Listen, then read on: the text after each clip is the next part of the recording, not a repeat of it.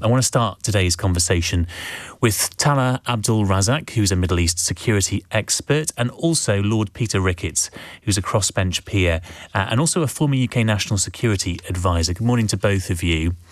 Dr. Abdulrazaq, I want to start with you. What chance do you think there is this morning of any diplomatic route out of this? It didn't look very hopeful yesterday. I think what we're seeing here are the last feeble kicks of a beaten regime. The question isn't whether or not Iran can win this war. I think that's already basically been decided. It's lost the war already. The question is to the scale as to how far it has lost and how much it has lost. So if we're looking at Iran's regional ambitions over the past couple of years, they've been totally shattered by Israel. It's managed to dismantle Hezbollah in Lebanon. It's absolutely taken apart its top leadership within the past week in terms of the chief of staff. 2 of them have been killed. Intelligence officers, senior scientists, they've been very much gutted. So this is kind of like a final act of defiance. I would expect and imagine that a more sensible option would be for them to kind of agree with Donald Trump that, okay, look, we're no longer interested in enriching uranium at all, even up to the civilian purposes standard of about 3.5%.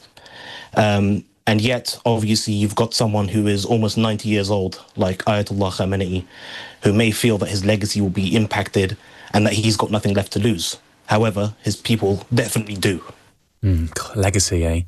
Legacy causes all sorts of problems in global affairs. Lord Ricketts, how could Britain play a role in all of this, and how easy would it be for Britain to stay out of it if America asked for our assistance?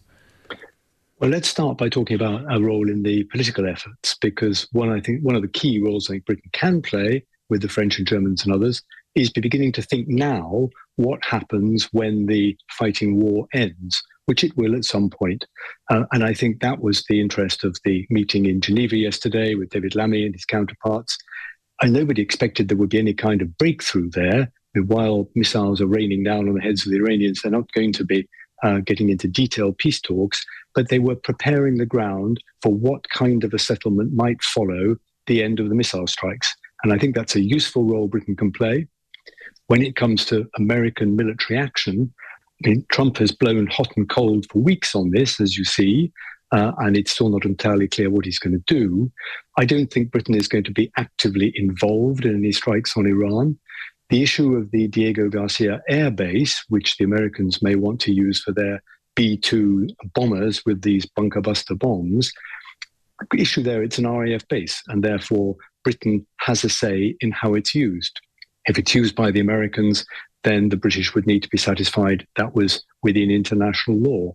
Otherwise, Britain would be complicit in an illegal action. So I don't know how the Attorney General will advise the Prime Minister, but it's not straightforward in legal terms or political terms if the Americans ask. It's not straightforward to say no, is it? that's going to be the problem. It's not straightforward to say no. In fact, I think if they thought that they would not be able to agree, they need to tell the White House that now so they're not asked.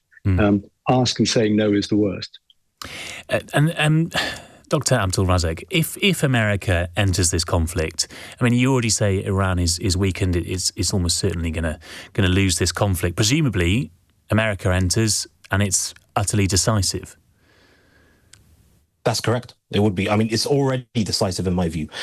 Just look at what Israel has managed to achieve. And let me make this perhaps clear for some of the listeners, viewers who aren't perhaps familiar with my views. I am opposed to the Iranian regime. I'm also been very opposed to Israel as well. So, this is a very interesting situation for me personally.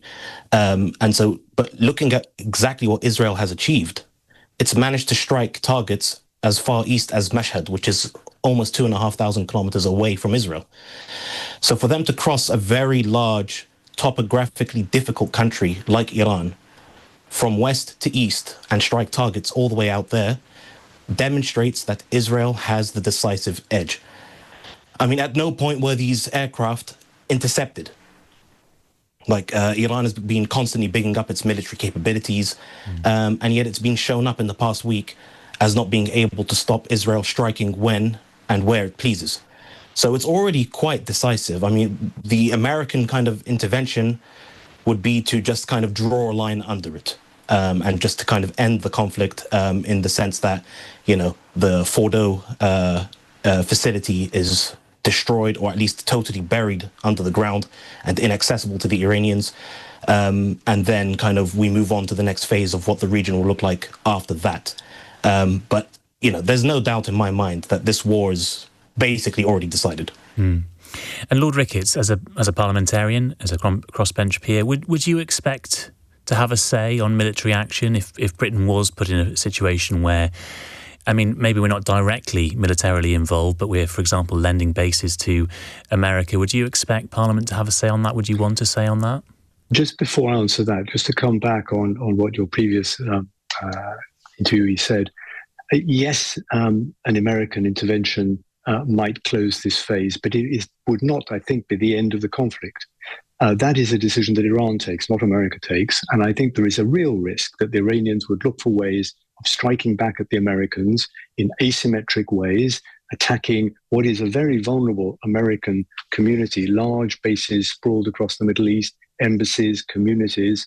And I don't think that any American could feel safe, for some long time after this, if the Americans join the attack. So Donald Trump has to weigh up the risk of a war spreading using more indirect means, terrorism, assassination against American assets in the region. Therefore, it's not a simple and straightforward forensic strike. On Parliament, if there was any question of deploying British troops, a longish intervention on the ground, certainly Parliament would have to vote for that. If it's a question of the use of the Diego Garcia Air Base, for example, something very short notice like that, I don't think Parliament would be consulted in advance. They would, of course, have their say afterwards. Ministers would have to explain themselves and be held to account. But ministers have a discretion to take urgent action within what they call the royal prerogative. Then Parliament gets to comment on it afterwards. It will be a long-term commitment, kind of Iraq or Afghanistan kind of commitment. Then certainly Parliament would have to vote. Okay. Lord Ricketts, thank you so much. And also thanks very much to Dr. Tallha Abdulrazaq as well for his time as well.